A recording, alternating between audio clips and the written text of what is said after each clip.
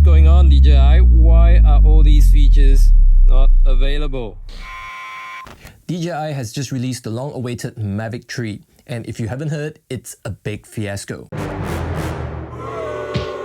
It's gotten everyone so upset that many devoted DJI fans, including myself, are now willing to consider switching to another brand. Are you serious?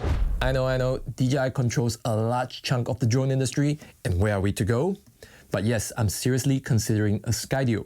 So what did DJI do so badly on the Mavic 3? Let's find out.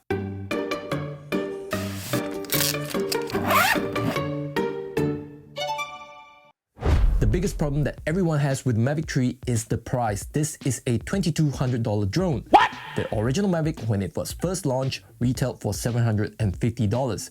The Mavic 2 was $1,250. At $2,200, the Mavic 3 should technically be 3 times better than the first Mavic.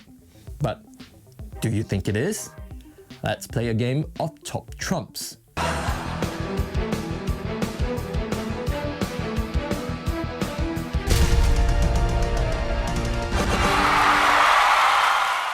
The camera on the Mavic 1 is a 1x2.3-inch sensor. The camera on the Mavic 3 is now a 4/3 sensor by Hasselblad.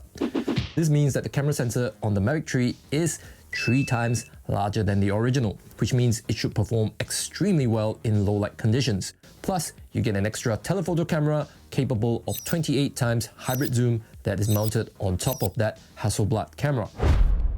The range on the Mavic 1 was reported at 7 kilometers. It was more like 5 kilometers from my experience, and the range on the new Mavic 3, according to DJI, is now 15 kilometers, again making it 3 times better than the original. The flight time on the Mavic 1 is 21 minutes, and the flight time on the Mavic 3 is 46 minutes. Well, this one isn't quite 3 times better, but let's just give DJI the benefit of the doubt and let's just say that it is. All this will sound really good if you were upgrading from the first Mavic. However, if you're upgrading from a Mavic 2 or even an Air 2S, these specs are probably only 1.2 times better than your current drone. And here lies a lot of the unhappiness among us DJI fans. The price of the Mavic 3 basically feels like DJI is asking us to pay for a first-class seat on an airplane, but they're only giving us an economy seat with 20% extra legroom. There are more evidence of this price gouging behavior. For example, DJI released the Mavic 3 just in time for the Black Friday sales, and they were in such a hurry, they decided to release it without half of the main features for this drone. And as a result, there is no ActiveTrack 5.0, no quick shots, no hyperlapse, no master shot, and no panorama. For those features, you'll have to wait till next year to be able to activate them. Which company out there lets you buy a $2,000 product and then turns off the main features? Hi, it's Jeremy from The Edit with a minor correction and an update from DJI. On the 10th of December, DJI released a software update, so there is now Master Shots, Hyperlapse, and Focus Track, also known as ActiveTrack 5.0. However, there is still no Quick Shots and Panorama. Now, here's another example. This is the remote that comes with your $2,000 drone. And this is the remote that comes with your Mavic Mini 2, a $450 drone. I thought DJI would at least try to differentiate the Mavic 3 by giving it a different remote, since you know it uses OcuSync 3.0 and it has a 15-kilometer range. Well, I was wrong. However, if you want a better remote, DJI will sell this RC Pro controller to you for another $1,200. Or you can have it bundled in the Mavic 3 Cine Combo for $5,000. What? Yes, there is a more expensive version of the Mavic 3, which you can only purchase in a combo.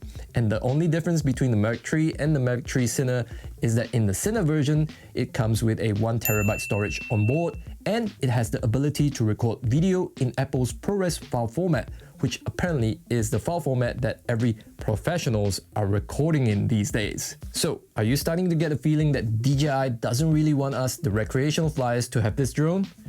I feel the same way too. It's quite clear that during the press conference, DJI have had their sights set on the professionals when they developed and price the Mavic Tree.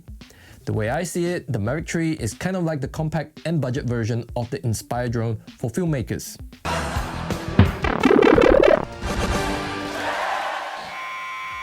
Look, if you already have a Mavic 2 or Air 2S, there is simply not enough value in the Mavic Tree to justify the upgrade. However, if for whatever reasons you need to have the biggest camera sensor with interchangeable lens in a foldable drone, and you need to shoot in 4K at 120 frames, well, the Mavic Tree is currently the only foldable drone that has those specs. As for a majority of us, the Mavic 2 Mini is the ultimate choice for recreational flying and casual content creators.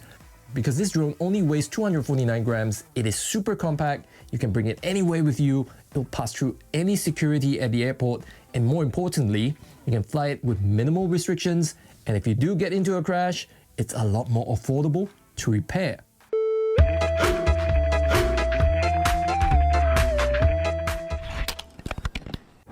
Now, for the serious camera and drone enthusiasts, go for the Air 2S or for a used Mavic 2 Pro on eBay, and you'll save yourself a bunch of money. You may not have the long flight time and range like on the Mavic Tree, but trust me, you'll be fine. Now, if you already have an Air 2S and you really want to upgrade to the Mavic Tree, maybe wait another 8 months or so, and you'll probably see some resellers trying to discount the Mavic Tree to get it off their shelves. Because I personally think that the market will eventually try to self-correct the price. Hi, it's me again. The main thing that I was looking forward to test on the Mavic Tree was ActiveTrack 5.0 because I really wanted to know if the 8 sensors on the Mavic Tree are able, which makes it omnidirectional sensing, are able to keep up with the Skydio, the current king of autonomous flying. And since DJI has just released the update, we are going to test it out. So make sure you subscribe so you can stay tuned for that episode. And if you have enjoyed this video, please do give us a thumbs up because it really helps our channel. Thank you for watching. We'll see you in the next one. Bye.